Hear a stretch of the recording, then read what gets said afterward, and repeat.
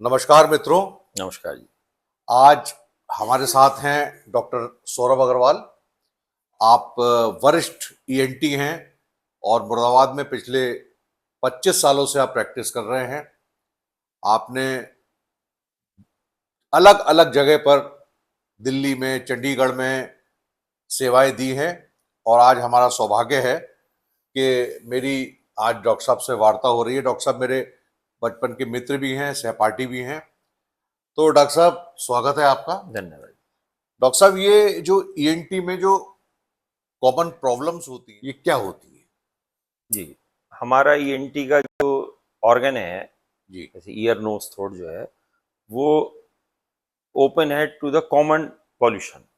यानी अच्छा। कोई भी पॉल्यूशन या कोई भी डिजीज या बैक्टीरिया एयर में होगा, जी। वो डायरेक्टली सबसे पहले बॉडी में एंटर करेगा थ्रू हमारे ऑर्गन्स के थ्रू, आइदर नोज और थ्रू थ्रोट। जी। जी। तो हम लोग का जो नोज और थ्रोट है, वो मोस्ट ससेप्टेबल है किसी भी डिजीज के, अगर वो डिजीज थ्रू एयर आती है तो। राइट। जैसे कि हमारा कोरोना आया था, और भी हमारी कॉमन कोल्ड और खांसी है, जी। तो जी। सब हम लोग सब हमारा ही ऑर्गन सबसे पहले एक्सपोज होता है उस पैथोजन के। राइट। तो सर, इसमें जो कॉमन प्रॉब्लम्स आती हैं वो क्या है? जी, हमारे नोज से रिलेटेड है सीजनल कोल्ड। जैसे सीजन चेंज होने से बहुत लोगों को कोल्ड होता है। ये कोल्ड जो हमारा होता है, ये common viral, mostly viral pathogen से होता है जी। हमारी बॉडी में। जैसे आपने बहुत कई सालों में वायरस और बैक्टीरिया के बारे में सुना है। ये दो ऑर्गेनिजम्स मेन होते हैं हमारी ईएनटी में, जो कि हमारे ऑर्गन हमारी बॉडी के अंदर एंटर करते हैं थ्रू द नोज और थ्रू थ्रोट। तो ये हमारे नोज के अंदर एंटर करते हैं, और नोज में एंटर करने के बाद वो हमारी बॉडी के अंदर सेल्स के अंदर एंट्री करते हैं, बोथ वायरस और बैक्टीरिया। जब वो हमारी बॉडी के सेल्स के अंदर एंटर कर जाते हैं, तो वहाँ वो एक पैथोजेनिक प्रोसेस यानी कि डिजीज प्रोसेस शुरू करते हैं, जिसमें वो हमारे सेल को डिस्ट्रॉय करना शुरू करते हैं धीरे धीरे। हम्म। और उसकी उनके एंटर करने से अलग किस्म के केमिकल्स रिलीज होते हैं, जो हमारी बॉडी को फीवर है, पेन है, स्वेलिंग है, वो अलग अलग फॉर्म में हमारी बॉडी को प्रॉब्लम करता है। इसी right. Same same same pathophysiology apply करती है बैक्टीरिया को, और जो जैसे वायरस को वैसे बैक्टीरिया को। जी। तो सर, इसमें जैसे कि थ्रोट में जो है ज़्यादातर जो टॉन्सिल्स वगैरह हो जी। जाते हैं, ईयर में कान दर्द है या कान का रिसना है, जी। और नोज से तो नॉर्मली जो है जिस जुकाम, जी। खांसी, ये सब चीज़ें कॉमन चीज़ें हैं। अब ये सब इन बीमारियों से मतलब हम क्या ऐसा कर सकते हैं, प्रिकॉशंस ले लें जो इनसे बचा जा सकता है? जी, जैसे मैंने आपसे कहा कि ये जो कि ये प्रॉब्लम मोस्टली एयरवे डिजीज है, हम लोग का नोज और थ्रोट एक एयरवे का पार्ट है। जी। हमारा एयरवे 3 पार्ट्स में डिवाइडेड है, नोज में, थ्रोट में और लंग्स में। जी। यानी वो नीचे जाके जो चेस्ट में आता है, लंग्स। हम्म। हम लोग का जो जितने भी पैथोजन इस नोज और थ्रोट की एंटर करते हैं, वो थ्रू एयर करते हैं, जैसे मैंने आपको पहले जी। बताया। तो क्लीन एयर, जैसे कि आप विदेशों में देखते हैं कि आप टीवी पे सुनते हैं एयर पॉल्यूशन इतना है, दिल्ली का एयर पॉल्यूशन इतना है। वो जितना भी पॉल्यूशन है, either in form of chemical और in form of bacteria, virus, वो बॉडी में एंटर करता है। तो हमको सबसे पहले चाहिए कि हमारा क्लीन एयर होनी चाहिए, क्योंकि हम एक ऐसे ऑर्गन की बात कर रहे हैं जो एयर के ससेप्टेबल है। तो हमें सबसे पहले चाहिए क्लीन एयर, जिसमें पॉल्यूशन कम हो। और पॉल्यूशन कम होगा तो हमारी बीमारियां वैसे भी आ, हम लोग 80-90% तक हमारी डिजीज कम हो जाएगी। राइट। तो साहब, ये पॉल्यूशन तो अपने हाथ में है नहीं, जी। तो हम किस तरीके से जो है जैसे पॉल्यूशन का निवारण कर सकते हैं, रोकथाम कर सकते हैं ताकि पॉल्यूटेड ना हो जी। जी। हम वो जी, क्या है डॉक्टर साहब, बताइए। अब तो जो जैसे बैक्टीरिया वायरस एंटर करते हैं, तो फिर हमारे अंदर जो भी डिजीज प्रोसेस शुरू होता है, जी। उसको कंट्रोल करने के लिए अप्रोप्रिएट मेडिसिन को हमें लेना पड़ता है। अच्छा। जैसे कि हमें पैरासिटामोल है, जी। लेवोसिट्रिजिन है, जो अलग अलग फॉर्म में मेडिसिन अवेलेबल हैं, जी। जी। उसी को हम लेके हम अपने डिजीज प्रोसेस को कम कर कंट्रोल कर सकते हैं, सकते हैं। कंट्रोल कर सकते हैं। तो साहब, एक ऑपरेशंस भी काफी होते हैं जी। ईयर नोज थ्रोट में। लोगों को भय रहता है कि ऑपरेशन के नाम से बड़ा डर रहता है, जी। तो ऑपरेशन कभी कभी बहुत जरूरी हो जाते हैं। तो ऑपरेशन अवॉइड भी करे जा सकते हैं, या अगर करवा लिए जाए तो इसके क्या फायदे? जी, अगर कोई जैसे टॉन्सिल्स पे लेते हैं हम, फॉर जी। एग्जांपल, तो टॉन्सिल्स जैसे बच्चों में बहुत रिकरेंट टॉन्सिलाइटिस होता है, जैसे बार बार साल में 2 बार, 6 बार रिकरेंट टॉन्सिलाइटिस हो रहा है, उससे पेन हो रहा है, फीवर आ रहा है, तो एक स्टेज पे आके वो एक कंपलसरी हो जाता है कि हम उसके टॉन्सिल्स को निकाल दें, रिमूव क्योंकि कर दें। वो एक सोर्स ऑफ पैथोजन है, राइट यानी उनके अंदर टॉन्सिल्स की एक फर्स्ट लाइन ऑफ डिफेंस है, राइट राइट। क्योंकि यानी कोई भी बैक्टीरिया वायरस रहेगा तो वो उस टॉन्सिल्स उसको अपनी तरफ खींचता है और इसको न्यूट्रलाइज करने की कोशिश करता है। लेकिन जब टॉन्सिल खुद ही डिजीज हो जाए, यानी उसके अंदर बैक्टीरिया वायरस जम जाते हैं, तो फिर हमें उसको एक स्टेज के बाद रिमूव करना ही पड़ता है। अप्रोप्रिएट मेडिसिन से भी ना कंट्रोल हो, तो वो बेटर है कि हम उसको निकाल दें, ताकि वो हमारे शरीर पे किसी प्रकार का बार बार साइड इफेक्ट ना करें। जैसे वो हार्ट पे भी एक किस्म का साइड इफेक्ट कर सकता है, इसमें कि वेल्व्स खराब हो सकते हैं। राइट। नहीं, बहुत से लोगों में ये होता है कि भाई हमारी बॉडी नेचुरल है, जैसी कुदरत ने बनाई है, तो उसमें जो है चीर फाड़ करके हम उसकी जो नेचुरलिटी को ना भंग करें, तो ऐसा कुछ है नहीं, मुझे आपकी बात से लग रहा है। हाँ, अब डज इट तो ये मेक डिफरेंस? ह्यूमन सर्जरी या ह्यूमन डिजीज का एग्जिस्टेंस बहुत लंबा है, मतलब ह्यूमन लाइफ जब से है तब से डिजीज साथ में चलती हैं। मतलब जैसे जैसे हम लाइफ में बढ़ते जाएंगे, डिजीज भी हमारे साथ वैसी बढ़ती जाएगी।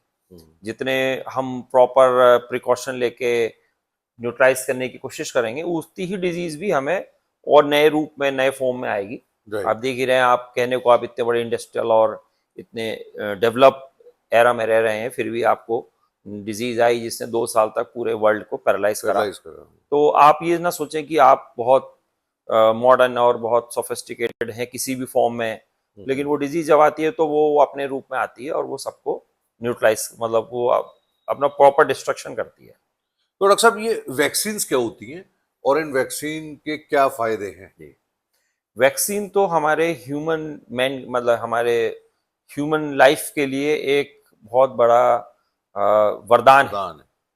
अगर आप कहें कि कौन ऐसी दवा है जो ह्यूमन लाइफ के लिए 100% बेनिफिशियल है, वो हमारी वैक्सीन है। वैक्सीन से हम काफ़ी स्मॉल पॉक्स को हमने इरेडिकेट करा है।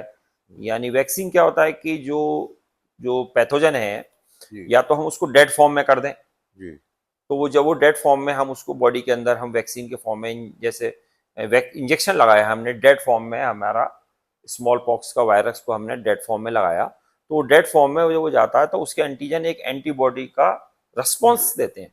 यानी अच्छा। हमारी बॉडी को वो एंटीबॉडी, यानी जो हमारे प्रोटेक्टिव डिफेंस मैकेनिज्म है, जी उसको एक्टिवेट करते हैं और वो हमारे बॉडी के अंदर एंटीबॉडीज बनाते हैं। राइट एंटीबॉडी जैसे समाज में चोर और पुलिस, राइट राइट। तो वो हमारा पुलिस फॉर्म है, यानी कि वो पुलिसिंग है, वो हमारे चोर को, यानी कि हमारी बीमारी को कंट्रोल करता है।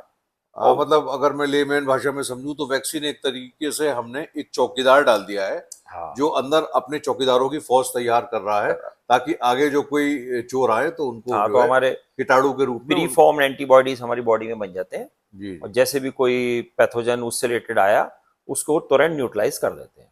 ऐसे हम लोगों ने रिसेंटली पोलियो भी, गवर्नमेंट ऑफ इंडिया ने पोलियो पे भी काफ़ी मेहनत करके उसको भी काफ़ी बिल्कुल न्यूट्रलाइज ही कर दिया है। हो सकता है कुछ साल में आप सुने कि पोलियो इंडिया से इरेडिकेट। पोलियो भी इरेडिकेट हो गया है। Very good. तो वो ये वरदान है। और कितने हैंडीकैप बच्चे, इनकी life, handicap, physical handicap is also equal to mental handicap. Right यानी किसी बच्चा कोई फिजिकल हैंडीकैप होता है, तो वो हैंड टू हैंड आप ये मानिए कि मेंटल हैंडीकैप भी वो उस कंडीशन की वजह से ऑटोमेटिकली हो गया, वो बंद गया अपने वो जीवन में।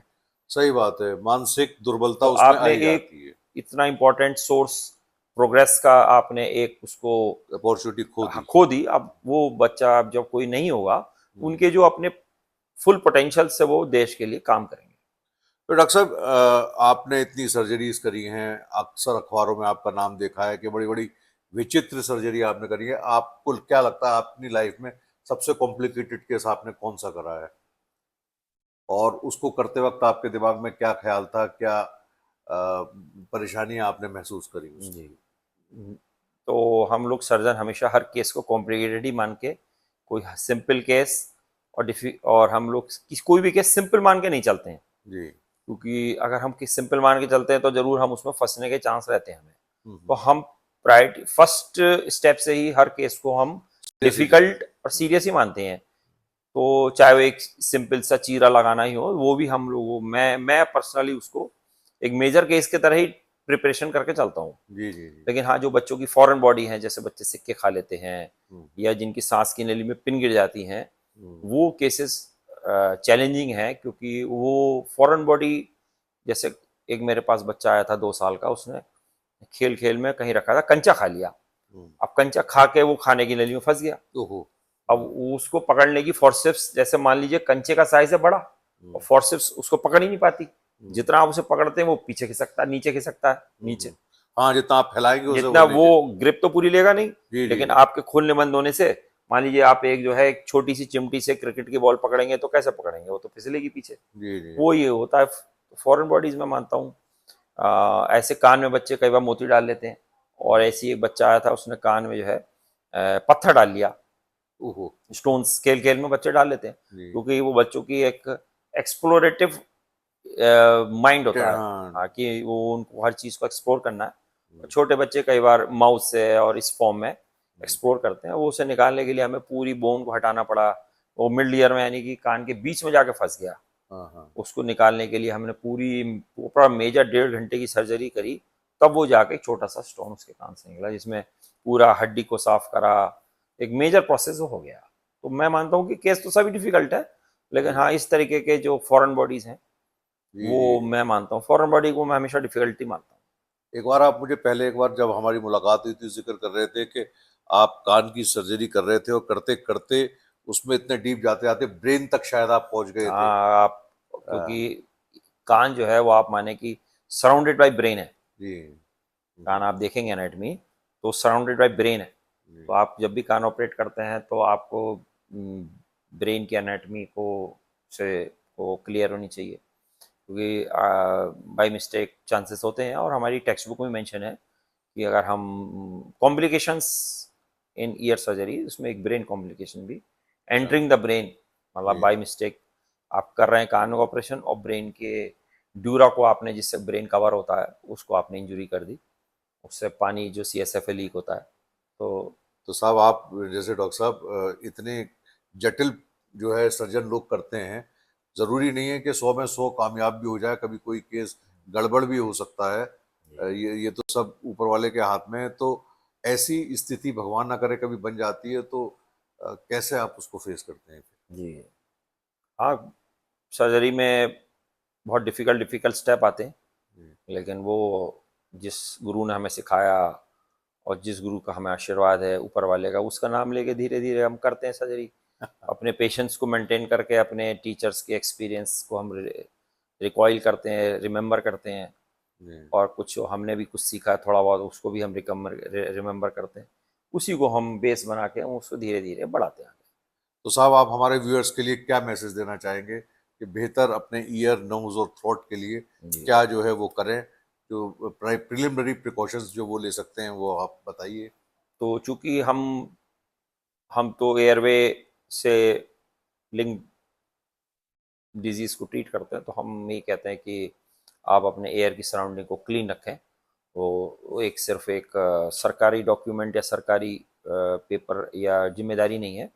वो हम सबकी जिम्मेदारी है कि हम किस लेवल पे कैसे अपने एनवायरनमेंट को क्लीन रखें, ताकि हम कम से कम डिजीज़ और अपनी नेक्स्ट जनरेशन को हम हेल्दी रख सकें।